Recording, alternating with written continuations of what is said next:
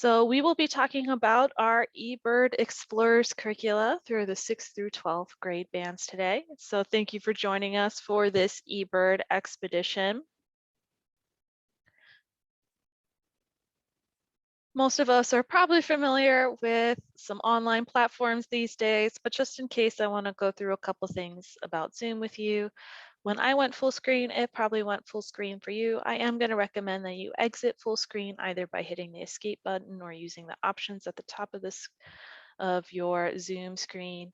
And that's just going to allow you to dock the chat window next to your screen because we will be having some opportunities for conversation there. And as we go along, I encourage you to share ideas and questions and converse with each other as we progress through. A couple things about the settings here. You'll find the chat by looking for the speech bubble icon that says chat, clicking on that. That'll open the panel to the side of your screen. Then you're going to make sure that above where you type, you're clicking the drop-down menu to make sure that it says to everyone so that you can all converse with each other as well. So we are coming to you from the Cornell Lab of Ornithology in Ithaca, New York. We are a membership-driven institution, nonprofit, where our mission is to interpret and conserve the Earth's biological diversity through research, education, and citizen science focused on birds. And it is a gorgeous spring day here in Ithaca. The migrants are here, spring is in swing, and it is feeling wonderful.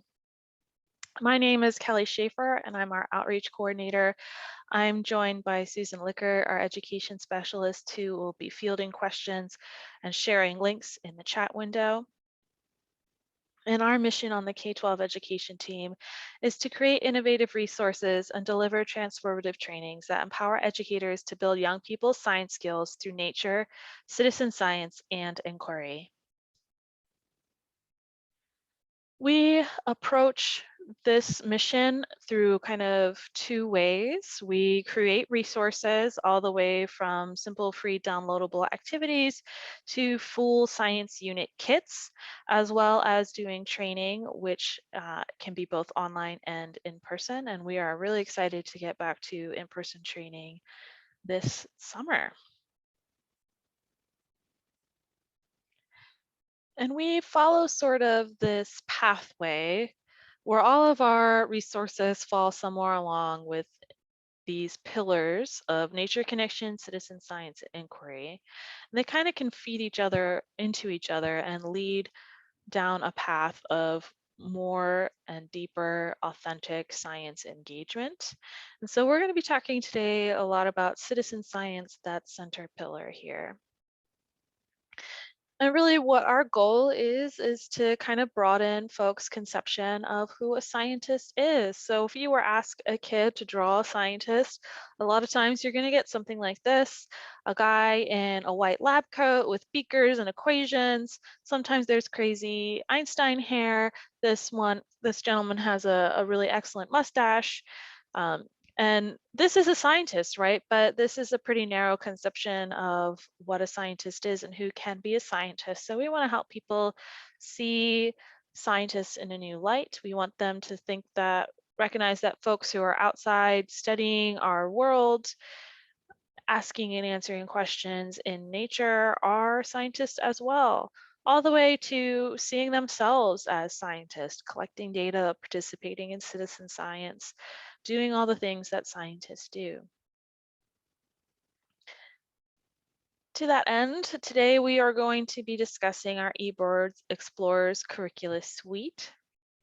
We're going to be focusing on the 6, 8, and 9, 12 curricula, but we do have the full grade bands, K2, 3, 5 as well. And you can find a webinar that we did earlier this week on those topics on our YouTube channel. And I will be sending a link to this recording to you all and everybody who registered. So you'll be able to jump around and find that one too if you're interested. But this suite is really taking advantage of some of the lab's most powerful tools. Some of the most amazing citizen science projects and learning tools that the lab has created, we have built into these kits with the idea of having kids participate in citizen science, but along the way, engaging in really hands-on, fun, authentic science learning that meets NGSS and Common Core standards for these grade bands. So one of the key things that folks need to know to participate in bird-focused citizen science projects is how to identify birds. So one of the goals of this curriculum is to use some of the lab's amazing tools to teach bird ID skills. Here you can see the poster that's featured in this kit, which highlights the 4 clues to bird ID: size and shape, color and pattern, habitat, and behavior. And we'll dive into how these curricula approach some of those things as we go on. And we use birds and bird biology to teach really engaging, grade appropriate science content along the way. So these curricula are super fun. I actually had a lot of fun getting ready for this webinar and looking through the curricula again and thinking about how fun it was to review and write these lessons. So I'm excited for you to learn more about them. Now, these are a paid science kit. So if you wanted the full kit, that is something you could purchase from our partners at NASCO. But you will get a lot of content out of tonight if that's not something you're interested in doing. There are free lessons available for download on our website, so you can still get some of this great content we're talking about. A lot of the tools that we're talking about tonight will also be available to you for free. So stick around, you'll find something that you can use for sure, and I hope you will, take advantage of the free lessons that are out there. So we've talked a bit about citizen science already. Let's jump into this topic here. And before we go too much further, develop a shared definition of what citizen science is. So in the chat window, please feel free to take a moment and share some thoughts you have when you hear the phrase citizen science. It can be keywords, definition, um, or even just projects that you've participated in.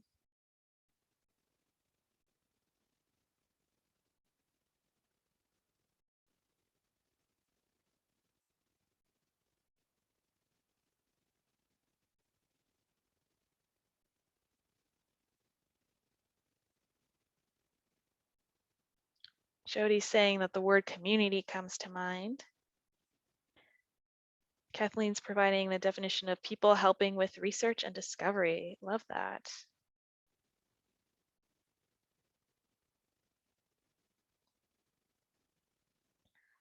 I think those are two really important parts of what citizen science is. And if we look at this image on the screen, these puzzle pieces putting together and making a globe, I think it's kind of a pretty good representation visually of what citizen science can help us do.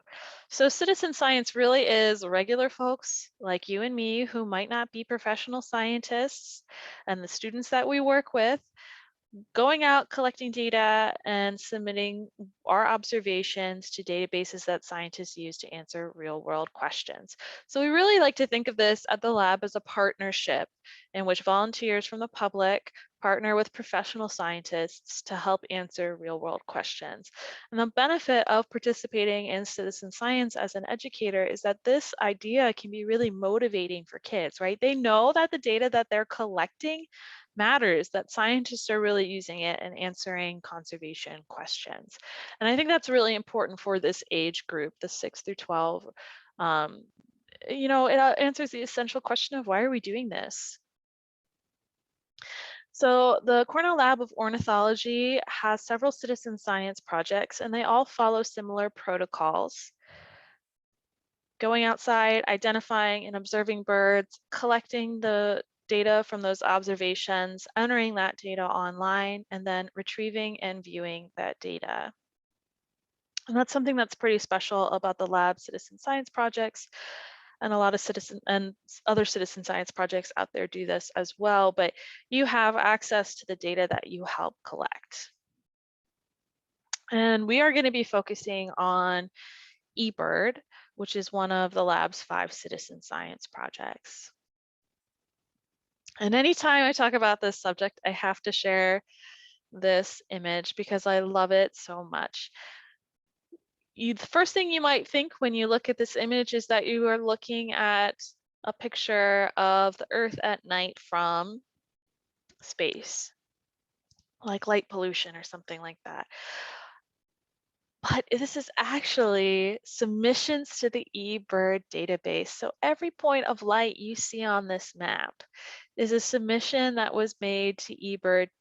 There's not really an underlying continental map here. Like the fact that you can see the shape of our world means that there's that many people out there who are collecting observations and sharing them because they care about birds, which is pretty magical. And if you look closely at this map for long enough, you'll start to see lines out in the ocean, like shipping lines, back and forth to the tip of Antarctica here, which is pretty amazing, the level of detail that you can see.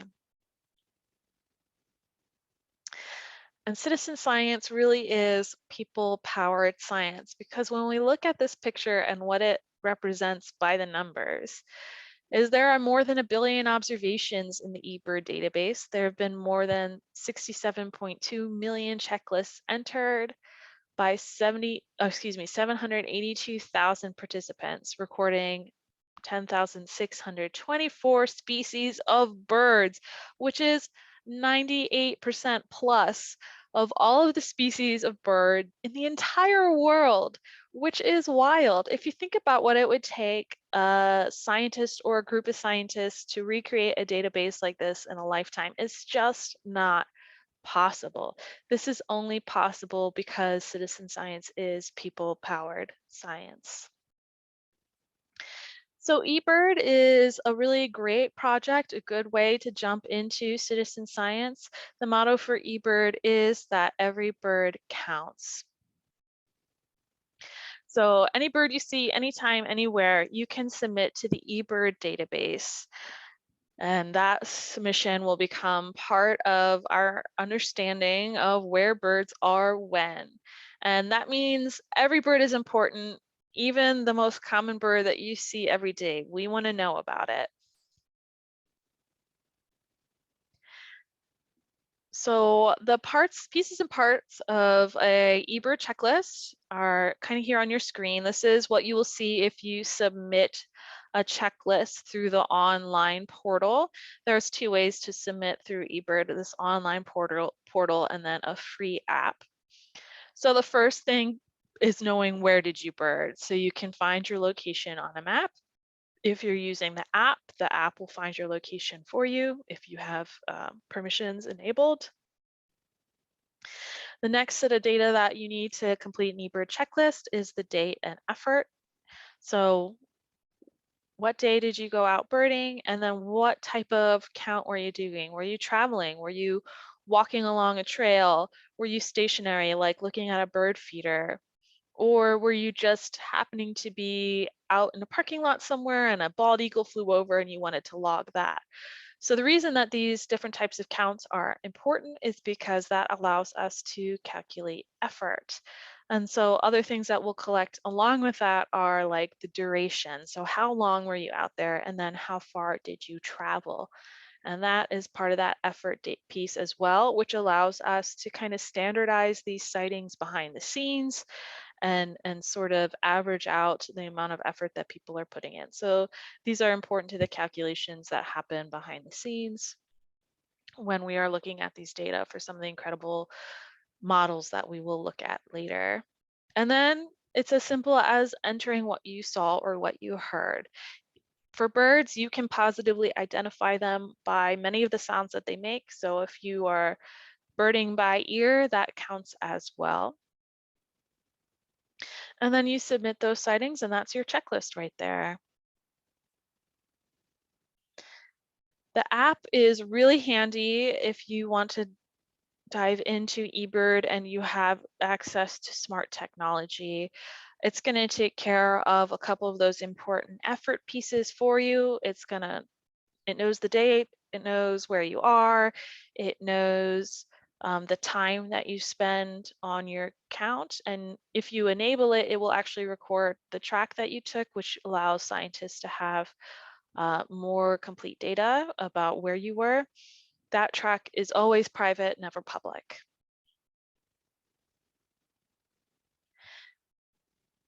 And when we created these curricula, we know that participating in eBird could be a little bit intimidating, right? Like, is the data that I'm producing high quality enough for a citizen science project? And absolutely, yes, it is. But we wanted to help folks feel more comfortable participating in eBird. So the lab created a course called eBird Essentials. This is a free course on our Bird Academy platform. It takes about 3 hours to complete, and it goes through pretty much everything you need to know to feel confident submitting data to eBird. So when we created this curricula, we created it around the idea that you would take this eBird Essentials course before trying to leave the curricula. So we don't go into depth into like what eBird is and how it works in the curricula, because we would just be reproducing the amazing content in this course. So highly recommend this resource. Check it out. It'll answer a lot of your questions about how eBird manages data quality, what is done with the data, how to make the best submissions that you can, things like that. Another amazing tool from the lab that we built this curricula around is Merlin. Now, some of you may already be familiar with Merlin. It is a free bird ID app. And the name is a bit of a pun, right? Because Merlin is a bird, but it also works like magic, like the wizard Merlin. So it will help you make bird identification so much easier. What I love about Merlin is that when you use this first section, the Start Bird ID section, it asks you 5 simple questions to help you identify the bird that you're looking at. And some of it comes down to kind of that time and location data that we've talked about. So those are the first 2 questions are, what's the date and where are you? And then the next 3 get at some of the clues to bird ID. As you can see here, it's what size is the bird, what are the 3 main colors, and what was the bird doing? And then it's going to pop up a list of possible birds. And what's great about this is instead of a whole giant field guide that you need to look through, you have a list of anywhere from like 2 to 10 birds that you can look through. So it makes birding a lot more achievable from the start. So it's great with kids because they start to feel pretty successful from the beginning. So if you have access to smart technology, Merlin is going to be a really great piece of teaching bird ID to kids. And we are going to go ahead and do a little test here. So I'm going to just click away from our PowerPoint for a moment and show you something that is in our 9-12 curricula. So when we are teaching bird ID, oops, it looks like I closed it. Give me 1 second here. We're going to try something a little different.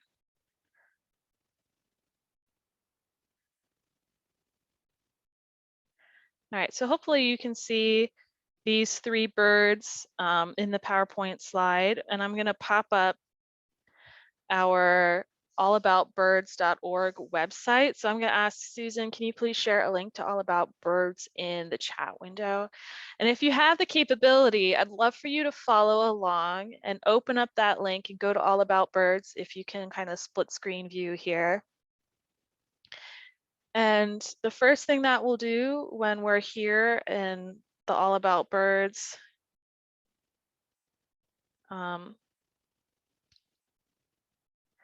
page is we're going to go over here to this corner and select bird ID. And what that's going to do is pop up the Merlin bird ID for the browser. It will have limited function in the browser. It's just the bird ID questions that I already described to you. And let's go ahead and give this a try with some of the birds we see here. So I'm going to hit Start Bird ID. And you'll notice that in this little sheet that comes with the curriculum that has a location for you. So we're going to say Portland, Oregon. And click on Portland, Oregon there. And the date is April 23rd. So we'll put in 4/23 and hit next. And then we can see that the size of the birds are the lowest on the scale here. So the scale goes from sparrow, robin, crow, goose, and with stages in between. But we're going to go ahead and select sparrow size or smaller. So the reason we set it up this way is because it's really difficult to tell size when you're out birding, let alone when you have kind of this picture of a bird that's not to scale. You're not sure how big is that twig, how big is that rock. So we provide that to make this practice exercise for our students a little bit easier. So then we're going to hit next, and we're going to work on number 1 right here. And we can put up to 3 main colors, but I'm really only seeing 2 on this bird. So I'm going to select yellow and black and hit next. And then what is the bird doing? Was it eating at a feeder, swimming or wading, on the ground, in trees or bushes, on a fence or wire, soaring or flying? That one's on a little twig, so I'm going to say it's in a tree or a bush and hit next. And then it's going to put up a list of possible birds. And so when you get to this point in the curriculum, you'll have talked a little bit about bird bodies. So one of the things that you'll look at is like the size of the beak, where the colors are on the body of the bird. So we definitely have yellow and black here, but it's not in the right pattern. So we're going to scroll past that. We have really amazing markings on this face. I actually think we might have found bird number 2, the Townsend warbler, American goldfinch, common yellowthroat. That's getting closer, more simple colors, but the black is over the eyes instead of the top of the head. So we're going to keep scrolling. Oh, we're going to stop right there, I think. Here we can see that we've got an all yellow bird in the body with a small black cap and just kind of a black eye without anything going on around it. And we can look at different pictures by scrolling for this bird to the side. If you were on a smart device, you'd be swiping. And I think this looks pretty good, this Wilson's warbler. What's great is now that you have identified it, say you also saw it singing while you were out there, you can go to details, you can read about it, you can listen to sounds. So let's try this one.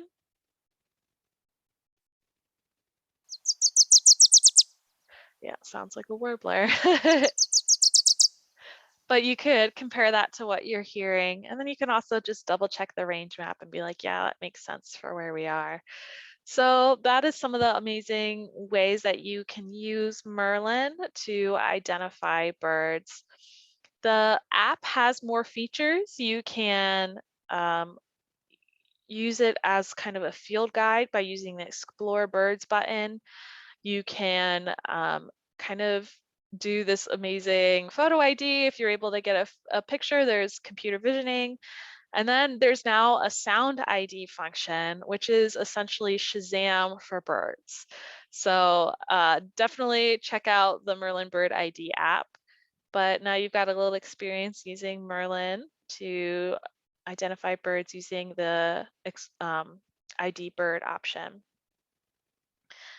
So we'll start our slideshow back up here and jump into some of the other amazing resources that we take advantage of in this curriculum. So that Inside Birding video series is a favorite. This is a really rich video series. It is age appropriate for 6th through 12th graders, and it hints at those, well, it doesn't just hint, it fully explains, I should say, those 4 clues to bird ID that we talked about earlier. I believe that 6 through 8 only uses the first 3 videos, and that 9-12 dives into all 4, so it gets into the final one of habitat. Um, and these just are a really amazing resource. You can find them on our Bird Academy page. Susan will share a link to them in the chat window. Even if you don't want to show them to your kids, for yourself, they are amazing tools to help you build up your skills as well. And even just to think about how to approach bird ID. So this is the first video in the series. This is the size and shape video, and it might be a little bit surprising, but that's actually where a lot of bird ID experts will tell you to start, is size and shape before you dive into color and pattern, which might feel a little counterintuitive, right? When you see a bird, you're like, that's a yellow bird. You're not thinking that's a small bird with a thick bill and it's yellow, right? So it can be a little counterintuitive, but let me convince you to think about size and shape as a really important part of bird ID. So the way that we approach size and shape is, as I mentioned, size can be very difficult to tell in the field. So we're not asking you to think, is that a 5-inch bird? Is it a 7-inch bird? We want you to compare it to birds that you're probably pretty familiar with. So we saw that these are the birds on the Merlin size scale, common familiar birds. When you compare to them, you're going to get a better feel for the size of the bird. Now here's where shape comes into play. You can look at shape as a way to help determine what group the bird is in. And here's what I mean. When we look at these silhouettes, you might see some of these and immediately still be thinking, I know what kind of bird that is. So if we looked, for example, at number 2 right here, what guesses or ideas do you have about what kind of bird might be represented by the silhouette number 2? Go ahead and share any thoughts you have in the chat window.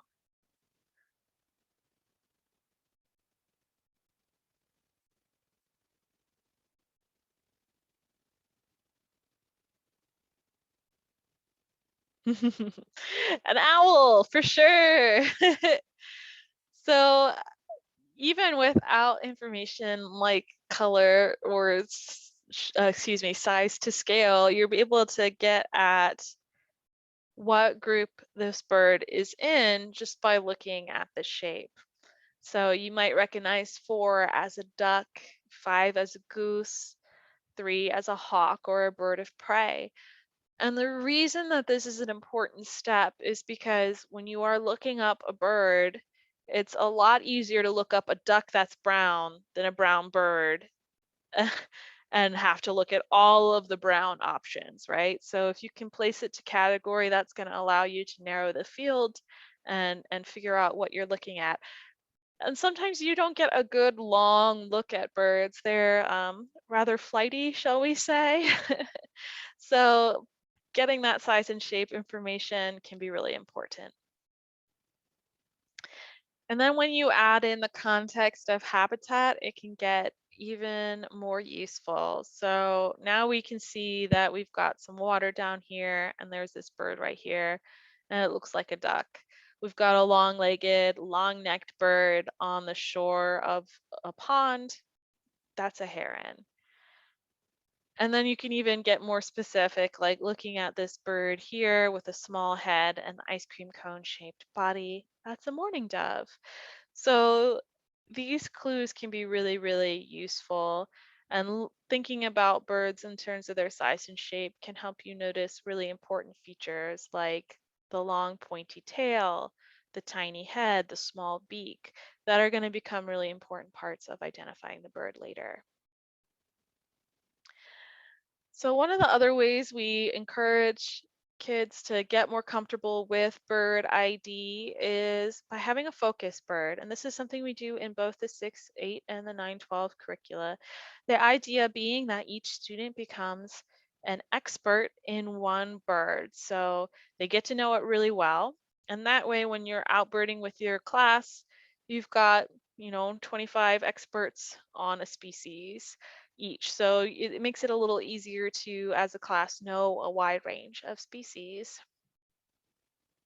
And there's a really useful way that you can use Merlin to help you figure out what birds to assign your kids um, as part of this focus bird project.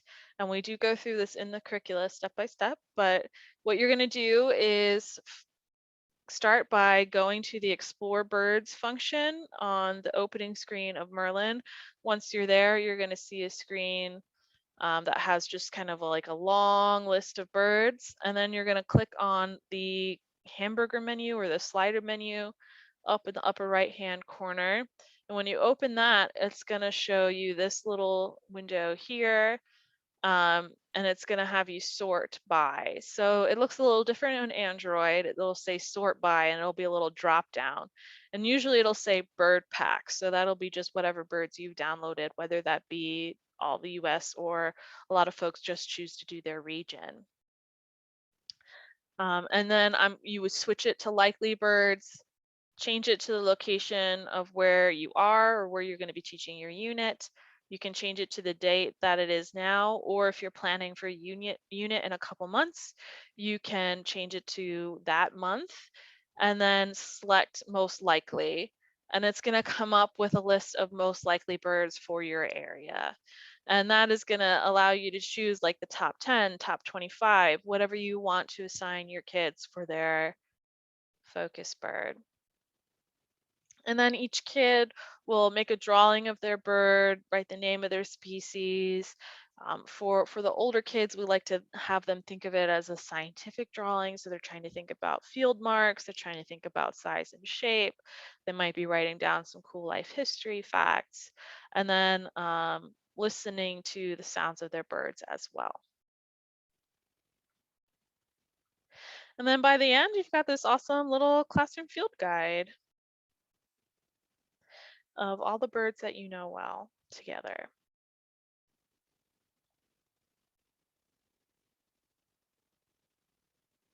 So now we've gotten through kind of the approach to bird ID that these two curriculum take, and then they kind of diverge because they teach very different standards aligned content.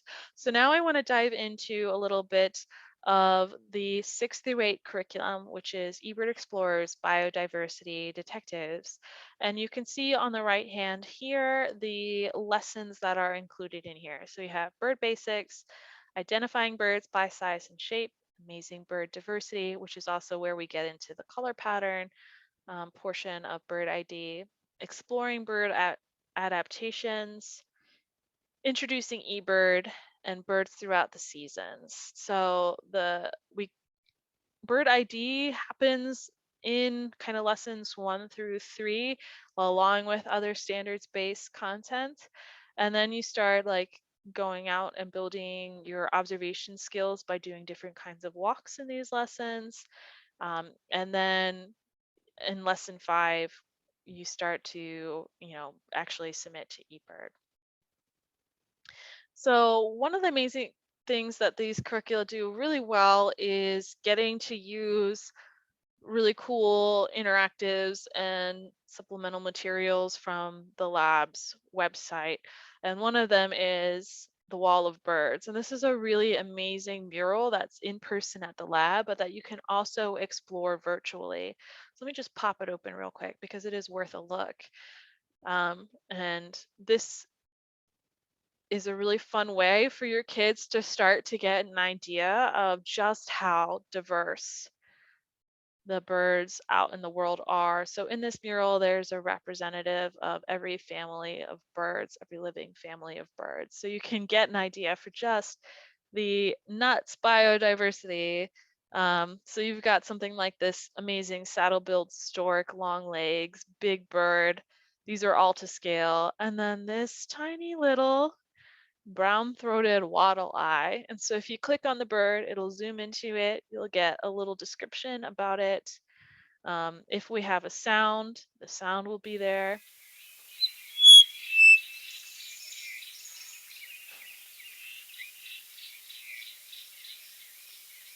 It's a very sweet little song. And then a little bit about the family that it's representing, and then a map, a range map generated from eBird data. So you can see where in the world this bird is. So this is a really great way for kids just to start to get to feel for how diverse the world of birds is and get to explore it in kind of a fun and unique way.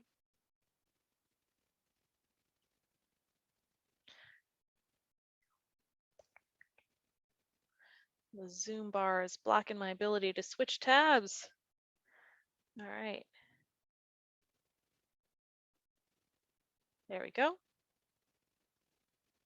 And then you can have them consider a lot of different questions as they're going through there, to frame kind of how they're thinking about diversity. What's the most unusual? What's the most colorful? What bird do you want to see the most? What's the most dangerous and what do you think is the most dangerous and why? What's the most unique call you can find? So there's lots of fun exploration you can do with the wall of birds. Then we start to dive into the idea of adaptations. So in lesson 4, we get into the idea that every bird species has unique characteristics that allow them to survive and reproduce in their environment. And we have a really fun beak adaptation game. You may have seen versions of this before, that explores the form and function of beaks. So we define adaptation as a characteristic that allows a bird to survive and reproduce in the area in which it lives. And adaptations can both be physical or structural as well as behavioral. So on this heron, we can see that it is really well adapted physically to its environment because of those long legs and that long neck and spear-like beak. But a behavioral adaptation might be that it tends to nest in groups or it wades through the water while it's hunting. So there's all different ways that we can think about adaptation and see it in the way that birds move through their environments. So the bird beak game is super fun. It comes with, in the kit, it comes with all the different pieces and parts you need to play the game and has a data sheet. So students go through several rounds testing each beak and rating how it performs, picking each kind of food up and making some conclusions about the form and function of these types of beaks and how they relate to the birds they represent. In lesson 5, as I said, this is introducing eBird. So every lesson prior to this, the kids are going outside in some part of the lesson and they're doing something kind of like a bird walk in most of them. And it's not necessarily like identifying birds. For example, in this lesson, you're actually going out and you're looking for different kinds of beaks on birds. But that's still building really important skills for participating in eBird, right? Like you're getting used to spotting birds, you're getting used to looking at them closely. And then in lesson 5, we start to collect data for eBird. We kind of dive into that process and go on a practice eBird or walk and collect data that you'll actually plan to submit. And then in lesson 6, you get to go into this amazing eBird database that we saw that image of with more than 1 billion observations and do some exploration. And we do try to frame this curriculum so there's a lot of opportunities for place-based education. So we frame this exploration of eBird around birds that you might see in your area. One of the things that we have you do is explore the frequency graphs that you can create through eBird. This is an example one created for New York.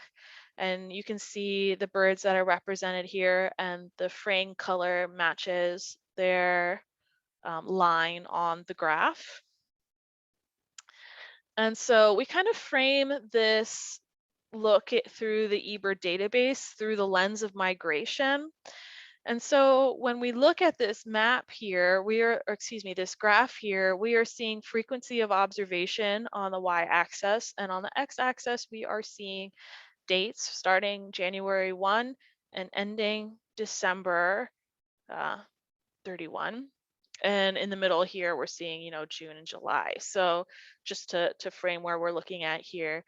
And just by looking at this graph and looking at this lines, we can make some inferences about how these birds live and whether or not they migrate. So take a second, look at this graph and see if you can pick out a bird that you think might be migratory based on this this graph of its frequency of being reported in the eBird database.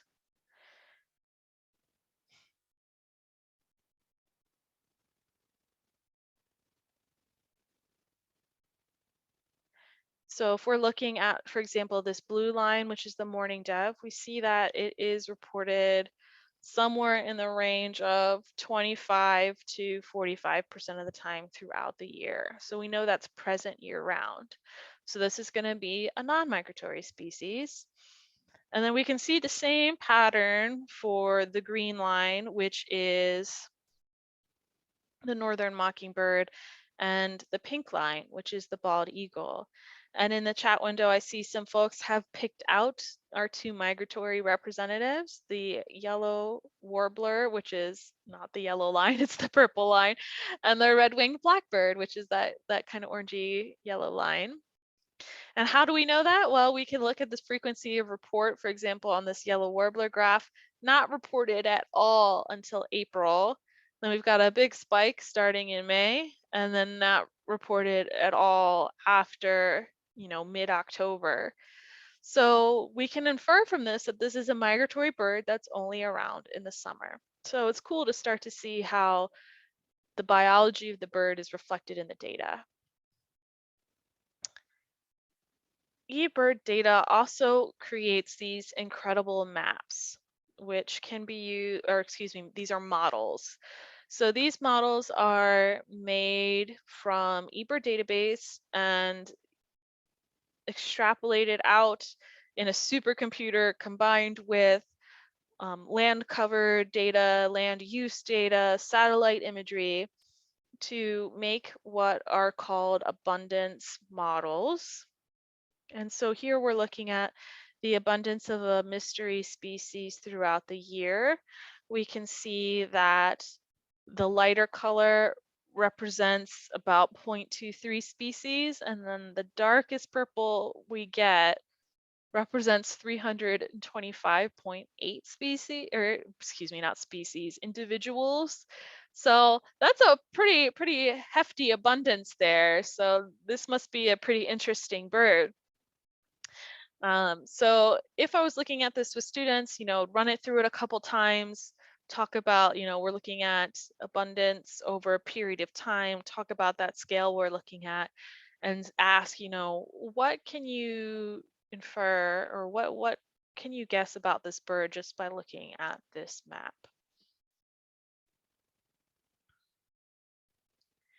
So I'm noticing watching this that here in winter, we're having some higher concentrations of the bird. Then we hit spring and summer, and they are spreading out into lower concentrations.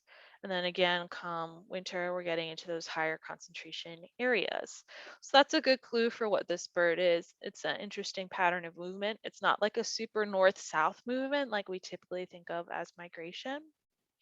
Now let's look over to mystery map number 2.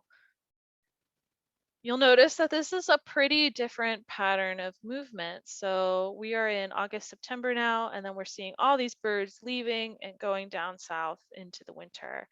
An important thing to note is that this map kind of cuts off right here where that dark gray is. So they are going further into South America. You just can't see it represented in this particular map.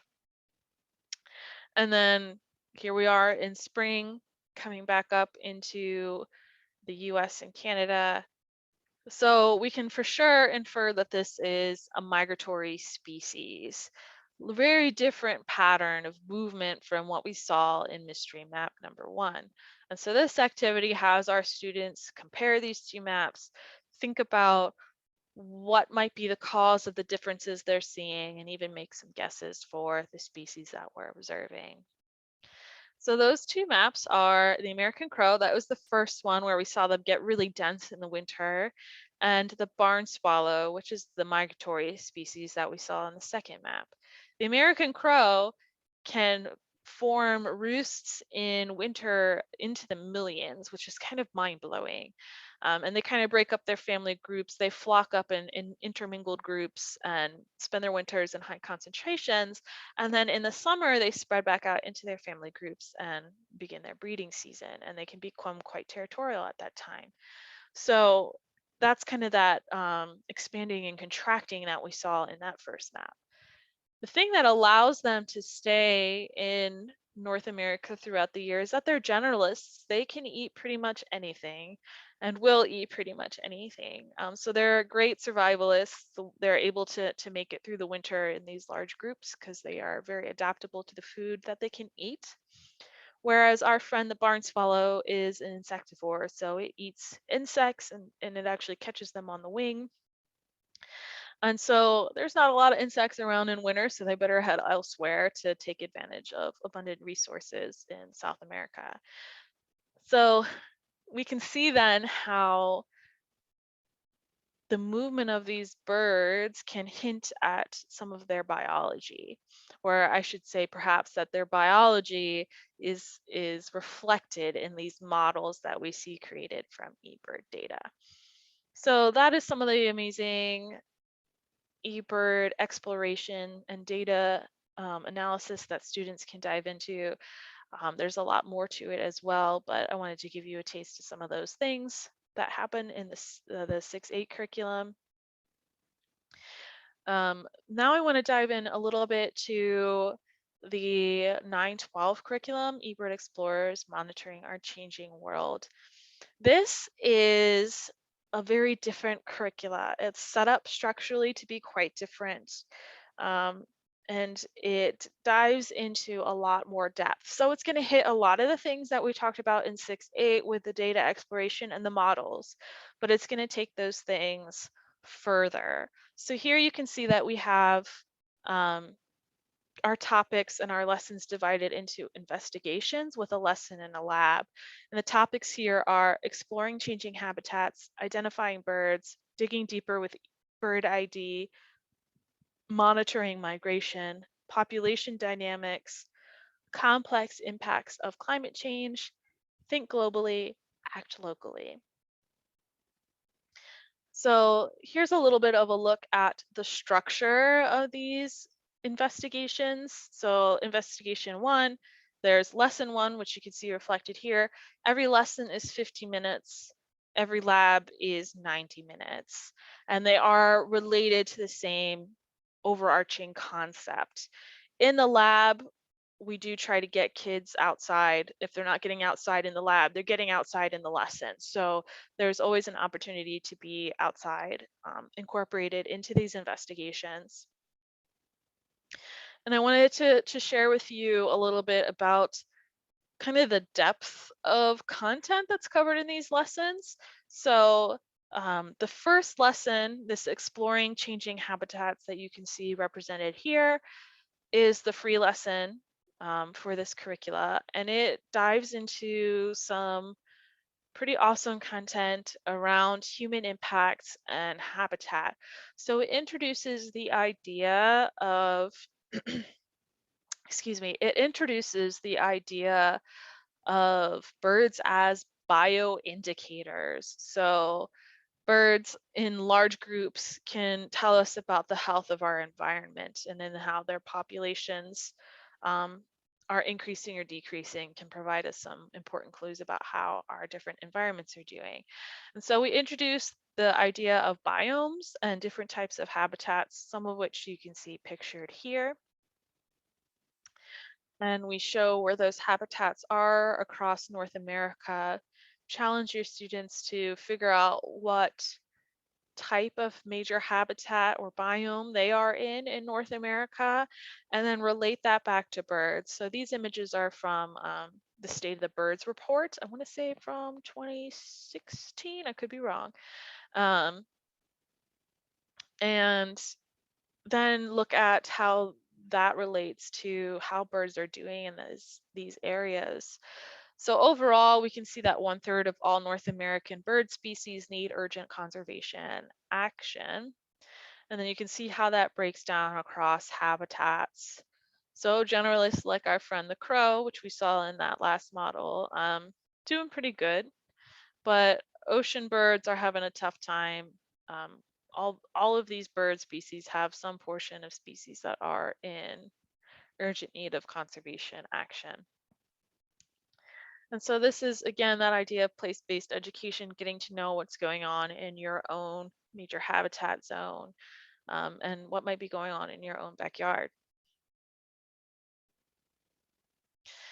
So one of the things we do in this lesson is introduce the idea of human impacts using two case studies. And I'm going to tell you a little bit about this in depth because I think it's a good example of the quality of content and depth of content in this curriculum. And it is, again, what is available to you in the free download. So we have the passenger pigeon and the whooping crane, and we have these case studies. And the idea here is that we're gonna students break into groups to read these case studies, and then do a bit of a split and switch where you put a couple people from the passenger pigeon group and a couple people the whooping crane group together to discuss some questions. And what we're trying to get at here is what behaviors or aspects of the species biology led to conflict with humans, and then what steps were taken to preserve the species? Were they successful? Why or why not? And so that's kind of what they're thinking about when they're going through reading these accounts, and I'll summarize them really quickly. So early in the 1800s, as we expanded westward, or I should say, as settlers expanded westward in the U.S., we were converting prairies and wetlands to agricultural fields and pastures. And so these were the areas that the whooping crane, which is a really striking 5-foot tall crane, used to breed. And so as they were converted into agricultural fields and pastures, whooping cranes came more in conflict with people. And they're a pretty easy target for hunters, right? Like I said, they're 5 feet tall. As you can see, they're very white, so they really stand out. So they're not hard to target, and they would sometimes, be eating roots and tubers out of fields and things, and be a problem. But they could also be eaten for or killed for food. Um, and one of the things that kind of worked against them in this scenario is that they're very slow to reproduce young. They only raise 1 or 2 young per year.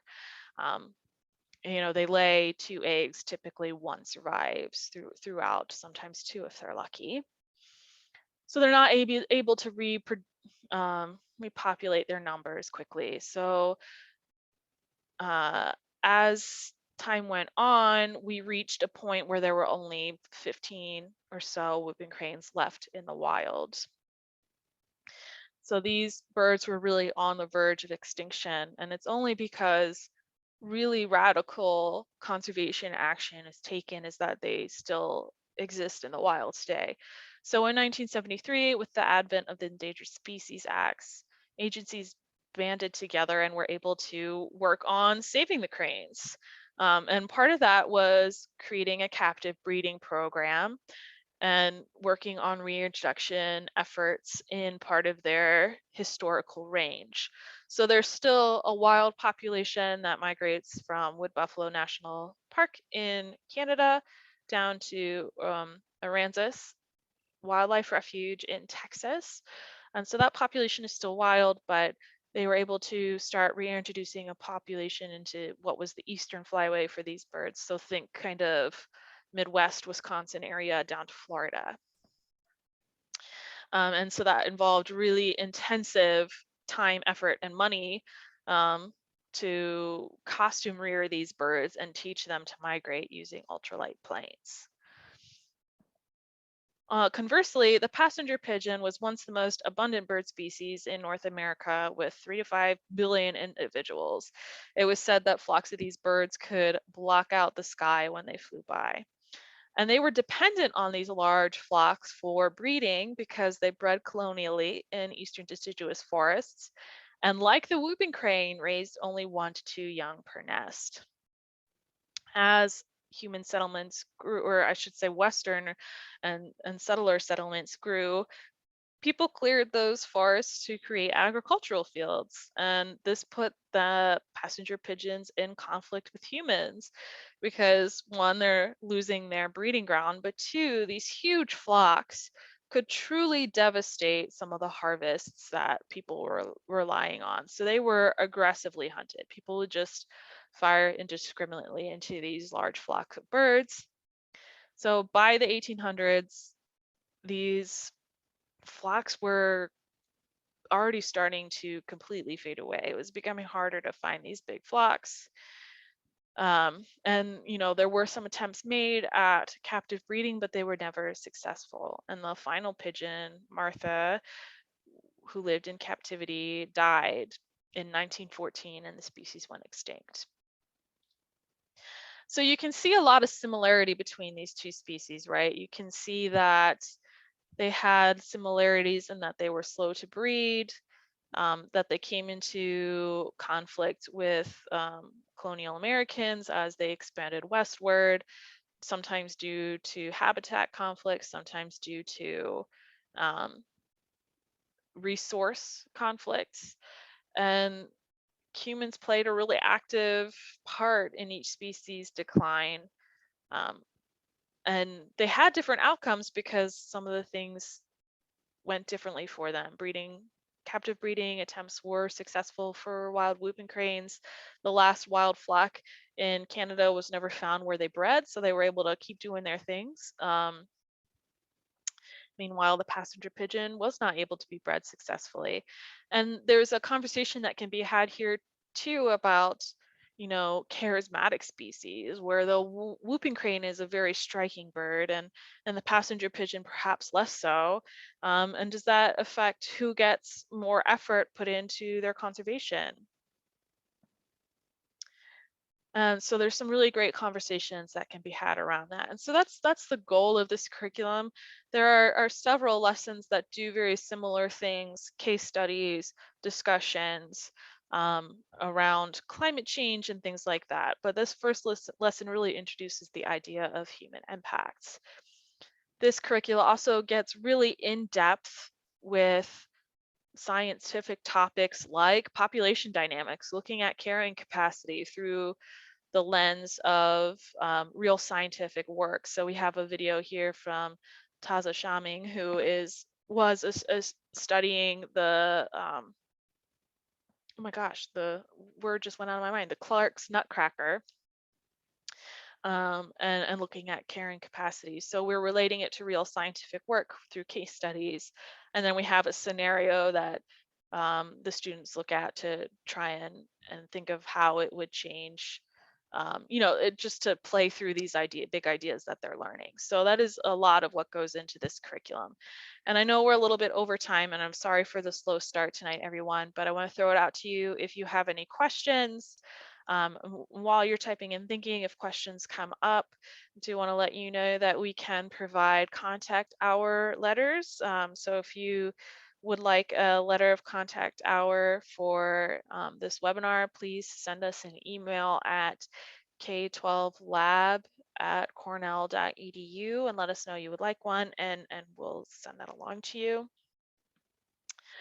I hope that you will check out the free lessons from this curriculum. I think, and if you don't, you know, consider using eBird, consider using Merlin if you're feeling like you want to take some baby steps into that. We have all sorts of resources to support you.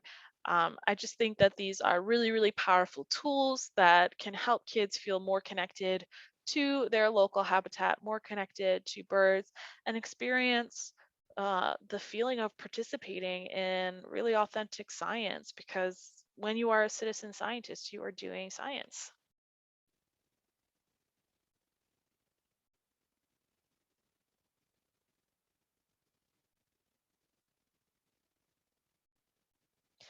Thank you all so much. We will be sending out the recording of this webinar to everyone who registered. So if you came in late because of that registration snafu, apologies, but you will absolutely have access to this full recorded webinar. Please feel free to keep in touch. I'm going to go ahead and mute myself for a second, but we hope to see you at a future webinar, and I hope you're getting out there and enjoying spring.